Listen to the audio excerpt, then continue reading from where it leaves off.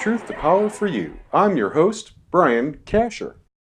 While the corporate media is chasing the daily distractions, Truth2Power4U is about organizing for action. In this episode, we're focusing on organizing centered on morality. Okay, I know what many of you are thinking. Right-wing, politically inspired morality. But no. Actually, we're talking about morality rooted in justice.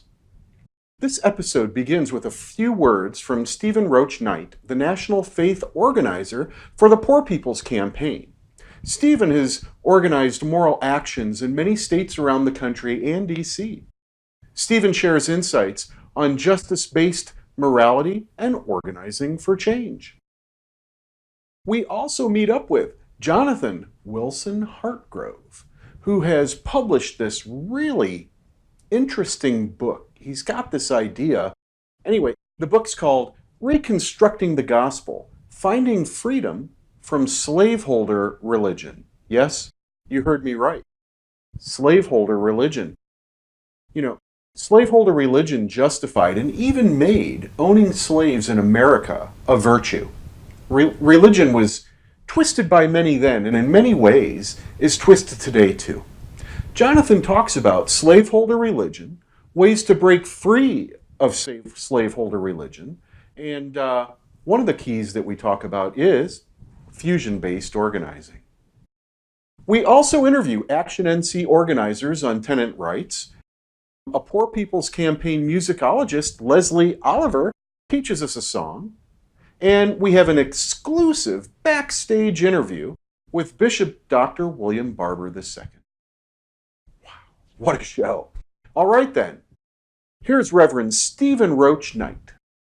Repairers of the Breach is the nonprofit organization that Bishop William Barber started to essentially take the moral movement work that started here in North Carolina and take it nationally. As people heard about Moral Mondays, here in North Carolina, there was interest from all over to see how can we do that here in our state. This is a fusion movement, and what that means is we have people of faith and people not of faith from whatever background or belief. All are welcome.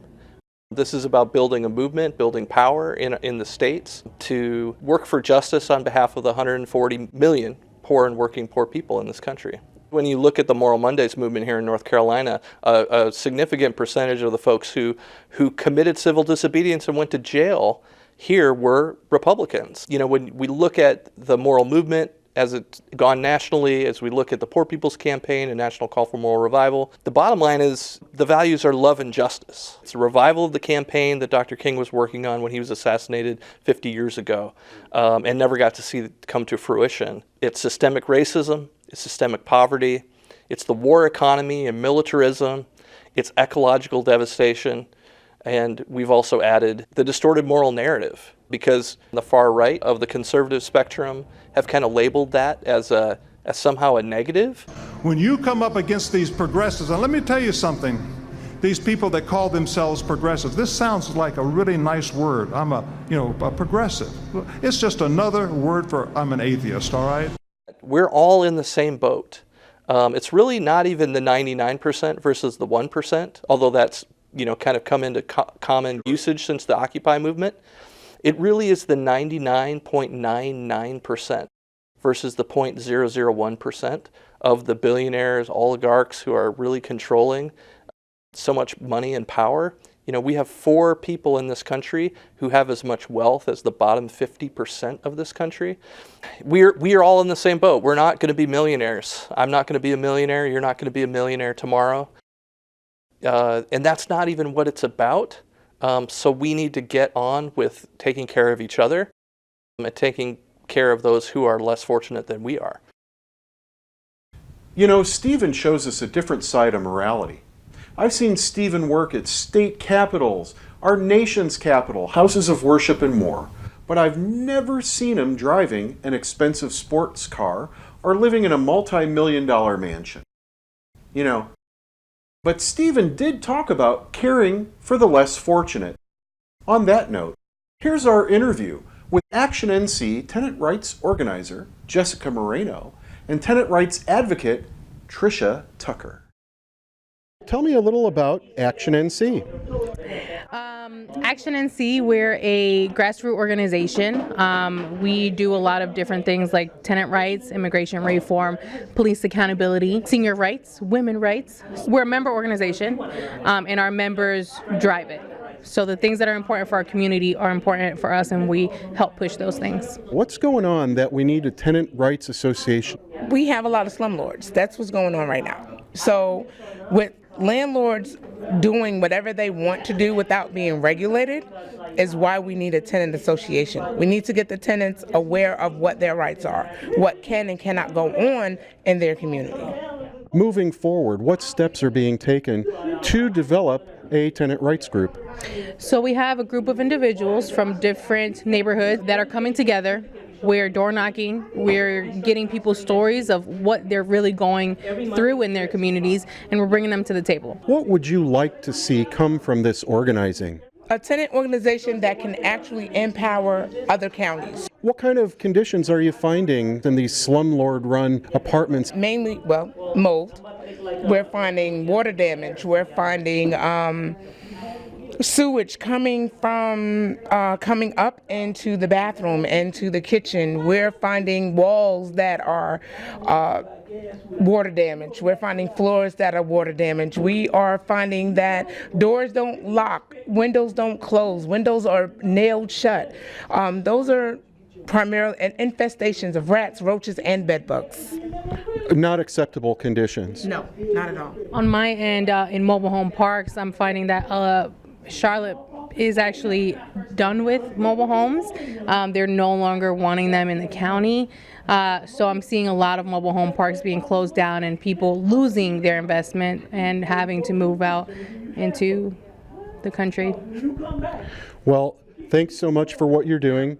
We hope to connect and see this become a real movement for change. So thank you so much for what you're doing. Thank you for coming out. Thank you, Brian. Tenants' rights seems to be an ever-present issue. If tenant rights is your issue, be sure to check out the Action NC Landlord Accountability Forum video on our Facebook and YouTube pages. Bill Howe of the NC Justice Center discusses legal aspects, and a whole lot more is covered. It's a pretty good session. You know, if you have a justice-based organization, it too can be part of the Poor People's Campaign. There's no real hierarchy or rules other than a commitment to the basic principles and justice. All right. Next up, Jonathan Wilson-Hartgrove. He went from paging in Congress from Strom Thurmond to being a homeless advocate, and now he's a sought-after public speaker and author, not to mention co-chair of the Poor People's Campaign. Jonathan's concept of slaveholder religion might be just what you need to interpret false biblical teachings and or to find a better place. Here's Jonathan. So Jonathan, I'm really curious how you went from an aspiring youth, moral majority youth, paging for Strom Thurmond in the United States Congress to being for progressive change, for being on the steering committee of the Poor People's Campaign. Yeah, well, it was a moral crisis for me as a young person to try to sort out, how had I, in trying to follow Jesus, ended up in the midst of something that seemed so counter to just the spirit of Jesus. I mean, just the kind of raw attempt to grab as much power as possible and cling onto it at any cost. That's what I saw when I was in Washington. And I think, especially since 2016, that has been unveiled in a broader way for the public, so that there are a lot of conversations about this now, right? Like how can the people who say they, follow the poor Palestinian Jew from Nazareth, who preached good news to the poor and started this sort of populist movement, how can those people, who follow this one who was, born in Bethlehem and immediately had to become a refugee because he was an enemy of the state, how can those people be so enthusiastic in their support for the kind of extreme right-wing kind of corporate fascism that we see, not just in the United States, but in many places in the world today. You know, Jonathan, your concept of slaveholder religion, I think, gives people a fresh lens to look at the religion that's practiced much across this country. Can you share a little? What is slaveholder religion?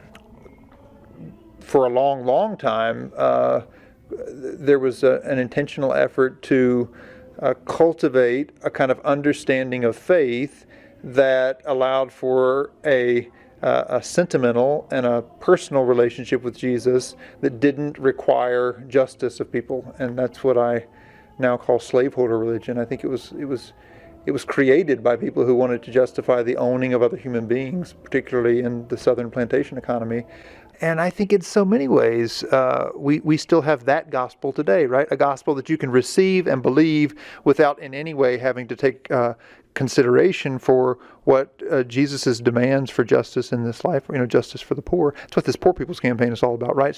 It's about trying to reclaim the moral narrative and to say that, no, in fact, to follow Jesus, or frankly to live fully into any of our religious and moral traditions, is necessarily to be concerned about justice for the poor and about justice for the earth, which is in so many ways crying out today.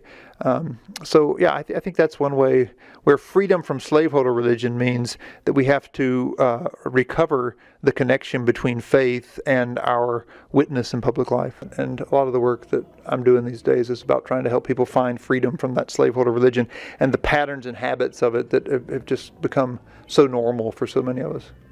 One of the tactics I feel slaveholder religion uses is that of an angry God that hates. Does God hate? If you read the Bible closely, God gets very angry sometimes. But I think it's a consistent pattern that God gets angry when the good that God made is distorted by injustice, right? So I think God gets angry at hate, because hate is a way of demonizing people for who they are, right? Of saying that some people are less than others when God says, no, I made all people in my image. And in so many ways, we can't really see in this world the image of God unless we see it reflected through all people. And that means, the gay and the straight, it means the rich and the poor, it means the black and the white and the brown and the yellow, whoever, right? Whoever God has made, to see God is to see God in the face of all of those people collectively together. And if we exclude anybody from that, then we have something less than what God made us to be, I believe. So I think God hates what keeps us from seeing that and from being part of that unity that we were made for. I've noticed that for the most part, well, actually at all, politicians aren't speaking at Poor People's Campaign events. I'm seeing veterans, immigrants, homeless people, poor, working moms. That's right. In fact, we think that it has to be led by the people who are impacted, who are often, the poorest among us, the rejected among us. We look to Psalm 118 quite a bit that says that the stone that the builder rejected has become the chief cornerstone. That's scripture. That's what I was raised on, right? But when you begin to see that that's a description for how a movement is growing in the world, that the people who've been rejected because of their race, because of their class, because of their sexuality, when those people who've been rejected in those ways are given a platform on which to lead, they can bring us all together in ways that we haven't in the past, and that's fusion politics. Can you share a little bit about what is fusion organizing? Can you give us an example? We were in my home county earlier this year with Al and Karina Gore to look at how coal ash has affected the community that I grew up in, where a lot of people are directly affected by it, have health consequences, long-term cancer issues, also shorter-term breathing issues back before they put the scrubbers on the smokestacks. And those folks sharing their stories allowed white and black folks to connect, allowed some poor and some fairly well-off people to connect because they were all breathing the same air and had all experienced this together, and understood that the corporation that was benefiting from this had in many ways deceived the local community about what was really going on over the years. And that kind of fusion organizing, I think, allows us to get to know our neighbors in a new way and to see how we really can work together for things that impact us all. Can you help me get an idea of what we can do to break free from slaveholder religion, from the habits? To find ways to interrupt those habits, right? And it's not just about, where you go on Sunday morning or what you do on Wednesday evenings, but it's about, the music you listen to and the books you read, and it's about, you begin to recognize that racial habits shape all kinds of things, like the neighborhoods we live in and the schools we send our kids to, and the places we hang out on Saturday night as well as Sunday morning. All those things are shaped by these racial habits. And so I think being intentional about interrupting your racial habits is one step people can take toward beginning to learn a very different understanding of what's happening in the world around us. So we all have a collective quest for positive change for all. Final question, how does faith fit into that mix? I think there's an incredible power in our faith traditions to bring us together and to take us beyond ourselves and our own sort of selfish individual ambitions and goals to something bigger, something greater. That's what faith, that's why faith brings people together, and it's why it's been at the core of all of our movements, to abolish slavery and to, bring about women's rights and workers' rights and civil and human rights in the 20th century. So faith has always been part of that, and faith has this incredible power, and yet the things that are most powerful can be most corrupted, and I think that's what's happened with Christian nationalism in this country. Thank you, Jonathan, and we hope to see more of you. Good to be with you. Can you see slaveholder religion in practice in your area, or maybe see it shown through the corporate media? I know I can. Don't be fooled into thinking God's a right-wing ideologue who doesn't care about people. The God I know doesn't need any politicians. God just asks for our hearts, and with our hearts comes, you got it, justice. It's so important. All right, next up, Leslie Isaiah Oliver teaches us, somebody's been hurting my brother. We have a lot of our sisters and brothers in trouble, right? And our environment's in trouble, right? Yeah. And aren't we tired of it? Yeah. So I learned a song about it. You want to hear it? Yeah. Awesome. So let me give you the words. I'll do a tagline. It's like call and response. I'll say, somebody's hurting my brother and it's gone on far too long. Yes, it's gone on far too long. Yes, it's gone on far too long. Somebody's hurting my brother and it's gone on far too long, and we won't be silent anymore. Let's sing for all of those who need to feel our energy, who need the change that we're speaking about, okay? Will you help me tonight? Okay. Goes like this. Somebody's hurting my brother, and it's gone on far too long. Yes, it's gone on far too long. Yes, it's gone on far too long. That's good. Somebody's hurting my brother, and it's gone on far too long. And we won't be silent anymore. Let me hear a little louder. Listen. Somebody's hurting my sister, and it's gone on. Let me hear you. Yes, it's gone on. Oh, it's gone on. Oh, somebody's hurting my sister, and it's gone on. Let me hear you. And we won't be silent anymore. Hey, somebody's writing for policy, and it's gone on. Far too long. And it's gone on. Far too long. Yes, it's gone on. Far too long.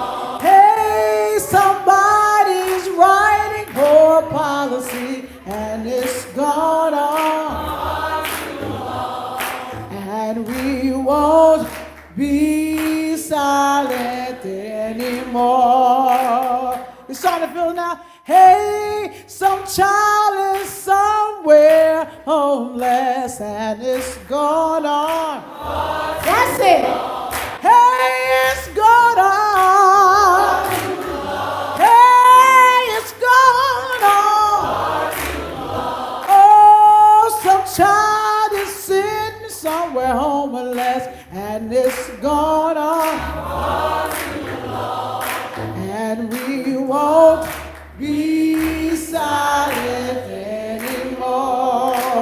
I got one more. Hey, somebody's destroying our communities and it's going on. And it's going on. Hey, it's going on. Oh, somebody's destroying our communities and it's going on. And we won't be silent anymore. Let's say that part. And we won't be silent. Let me hear your voice. Come on. And we won't be silent anymore. Oh, no. Come on. And we won't be silent anymore. Let's sing it for the last time. Nice and strong. And we won't be silent anymore. Thank you. If you ever wonder how you can make change, strike up a song. Find an issue that you identify with and put a tune to it. Let your voice be heard. You cannot be silent if you want change to happen. So music speaks loud, sometimes when words cannot. Music is justice. Music is activism. Make your voice heard. Music is so powerful, right? It touches our hearts, it touches our souls. And we're always looking for arts for change, music, spoken word, poetry, whatever, to feature right here on Truth2Power4U. All right, here's Reverend Bishop William Barber II with an exclusive backstage Truth2Power4U talk on morality and how you too can help in our collective quest for positive change.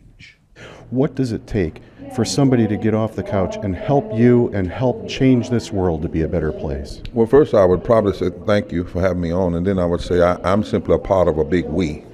One of my favorite lines is, we is the most important words in the justice vocabulary. It's not what I can do, but what we can do.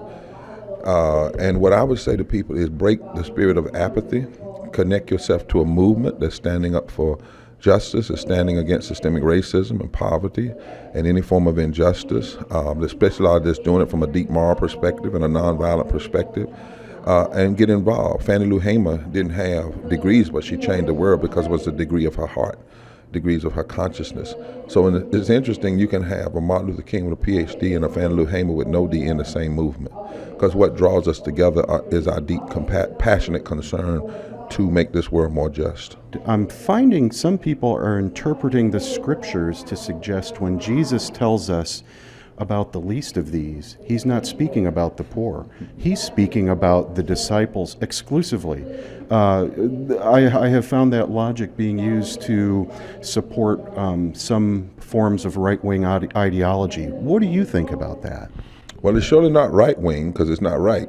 And I don't use the language of left and right. It's extreme. It's borders on heresy. And in fact, if you attempt to say that Jesus had no concern about poverty, no concern about systemic poverty, it is heresy, because Jesus was a poor man. His first sermon was to preach good news to the poor, those who have been made poor by the systems of injustice. He went to his cross as a revolutionary. He was crucified as one who stood up against the powers that be, and he went declaring, saying that any nation that did not care for the hungry, the sick, the stranger, and those in the margins would not find themselves well in the favor of God. He stood in the traditions of the prophets, but it's not new. There were those who interpreted slavery to say slaves should get baptized, but their baptism saved them for heaven, but it didn't change their reality in the earth. There's always been a form of heresy that attempts to use our deepest religious values to be more priests of the empire than prophets to the empire. And that's why we have to have moral movements that counter that. Where can people start? Well, we're trying to build now the Poor People's Campaign, a national call for moral revival to address systemic racism, systemic poverty, environmental devastation, and the war economy. Those are some major things, regardless of who's in power politically. We need to address it. 50 years ago, Dr. King tried to do it, and he was killed, but he wasn't alone. We need to revive that movement. We need to have a movement where poor people are organized along with moral leaders to challenge what's going on in this nation. So if you want to be a part of that, go to www.breachrepairers.org right now and sign up. We need you. Can't do it without you. www.breachrepairers.org. Repairs of the Breach, you'll find it online. Thank you so much, and God bless you. All right. Always brilliant. In closing, here's Isia Chant, who really shows us that even when people think things are impossible, they can happen. People thought they were off their rockers. They'd never get that airplane off the ground. Till one morning out in Kitty Hawk in that Carolina sky, she flew 12 seconds before she came back down. Then people thought the sky was the limit, that going to the moon could not be done. But when the eagle landed, that brave space cowboy took one small step and proved everybody wrong. Out there, dancing on a wire, out there, running through the fire. They ain't afraid to fall, they live to risk it all. If you're gonna do a lot, then you gotta be a little out there. A seamstress from Montgomery, Alabama, stayed seated on a bus and took a stand. That brazen little move caused a revolution. She broke every boundary when she wouldn't budge an inch. So if you think that you won't make a difference, that what you're trying to prove is too bizarre, remember it's the dreamers, the do-or-die believers, that march right into history just being who they are. Out there, dancing on a wire, out there, running through the fire. They ain't afraid to fall, they live to risk it all. If you're gonna do a lot, then you gotta be a little out there.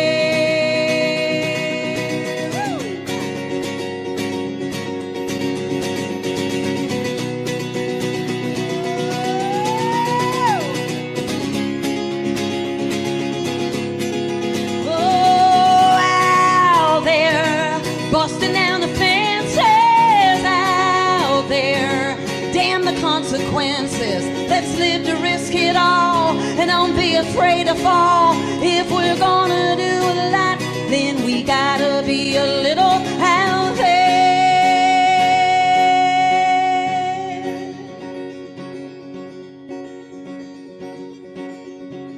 People thought they were off their rocker.